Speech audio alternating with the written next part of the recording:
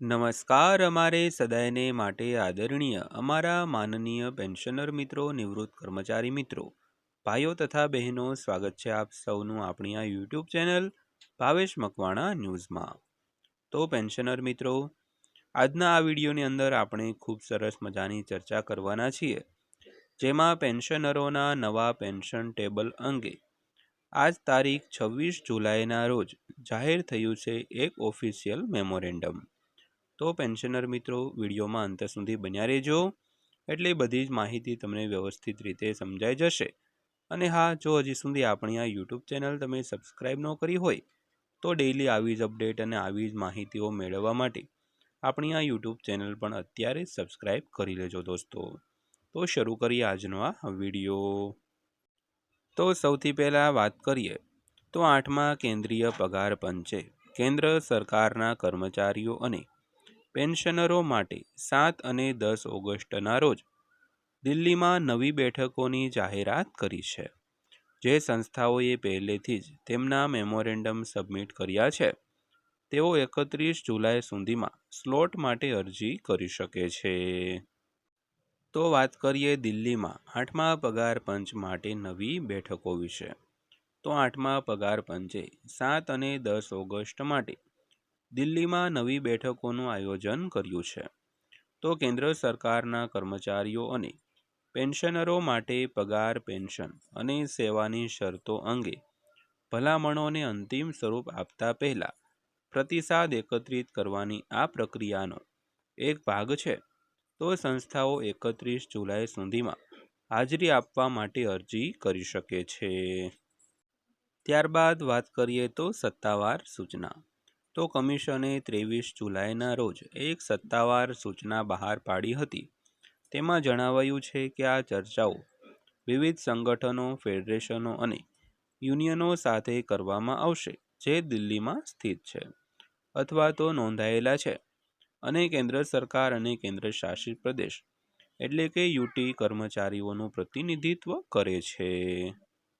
ત્યારબાદ વાત કરીએ તો દિલ્હીની બેઠકોમાં કોણ ભાગ લઈ શકે છે। તો આ નવી જાહેરાત 9 અને 10 જુલાઈના રોજ કોલકાતામાં કમિશન દ્વારા ચર્ચા કરવામાં આવી હતી। તેના લગભગ 2 અઠવાડિયા પછી આવી છે। તે સમય દરમિયાન ઘણા કર્મચારી અને પેન્શનર જૂથોએ કમિશનના કામની ગતિ અને તેની ભલામણોમાં સંભવિત વિલંબ અંગે ચિંતા વ્યક્ત કરી હતી। તો ત્યારબાદ વાત કરીએ તો મીટિંગ સ્થળ અને સમયપત્રક વિશેની વિગતો।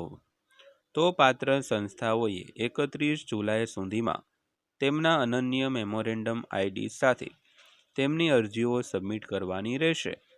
તો કમિશને કહ્યું છે કે મીટિંગના સ્થળ અને સમયપત્રક વિશેની વિગતો પછીની તારીખથી અલગથી શેર કરવામાં આવશે। તો ત્યારબાદ વાત કરીએ તો કર્મચારી સંગઠનો અને ફેડરેશનો।